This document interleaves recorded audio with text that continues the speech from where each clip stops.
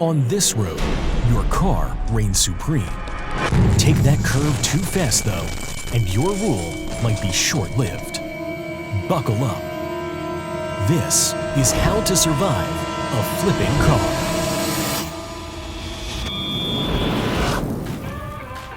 Whether you're driving through hazardous conditions or speeding on uneven terrain, once your car tilts, it's only a matter of seconds before it rolls. In 2019, Jesse Mills Walker's van slid on a patch of ice while approaching a stop sign. Jesse cranked the steering to regain control.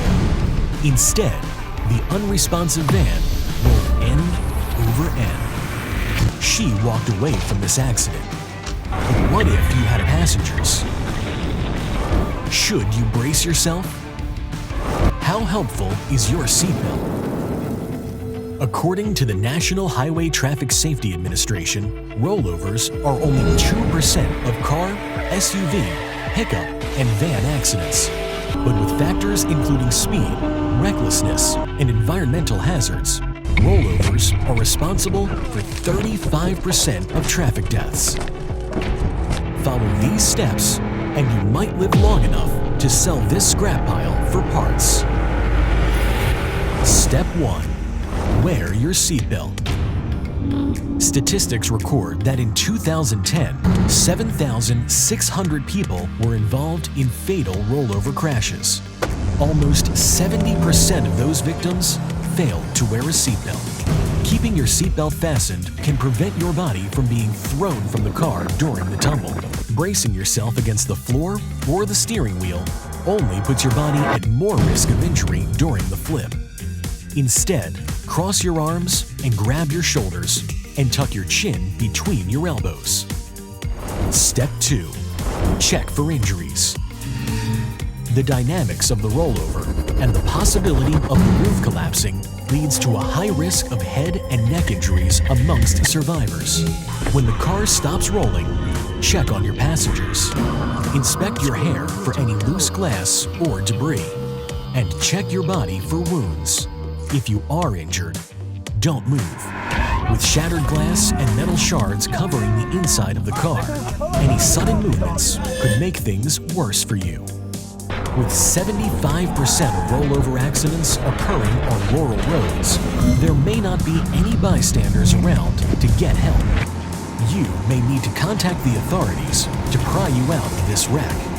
So keep your cell phone charged. Step 3. Turn off your engine.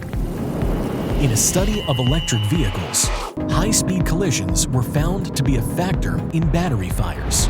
If the windows aren't down or the electrical system is compromised, keep the engine running long enough to open the windows to help you escape. Otherwise, turn off the engine immediately after the rolling ends.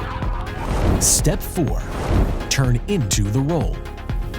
A rollover accident only occurs when the friction between the tires and the road is great enough to create a centripetal force. When a vehicle rounds a curve, sideways forces shift the center of gravity to one side, dramatically affecting the vehicle's balance. Once the lifting force is greater than the gravitational force holding the vehicle down, a rollover begins. When the vehicle lifts off the ground, turn the steering wheel into the direction of the tilt. This might help the vehicle slide instead of flipping. Step 5. Check your tire tread.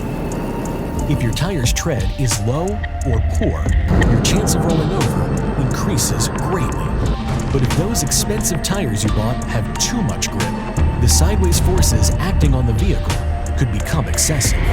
Make sure your tires are inflated to the manufacturer's specifications and that your treads aren't worn too thin. Step 6.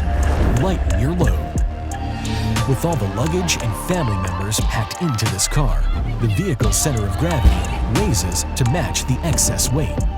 Stacking more items on the roof creates an unstable vehicle that's more likely to flip when you take the corner. Keep your load light, watch your speed, and you'll be less likely to roll the vehicle.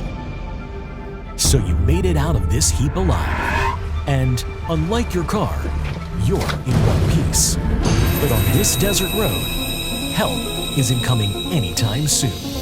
How are you going to survive in Death Valley? Learn right here on How to Survive. Like and subscribe for more survival tips.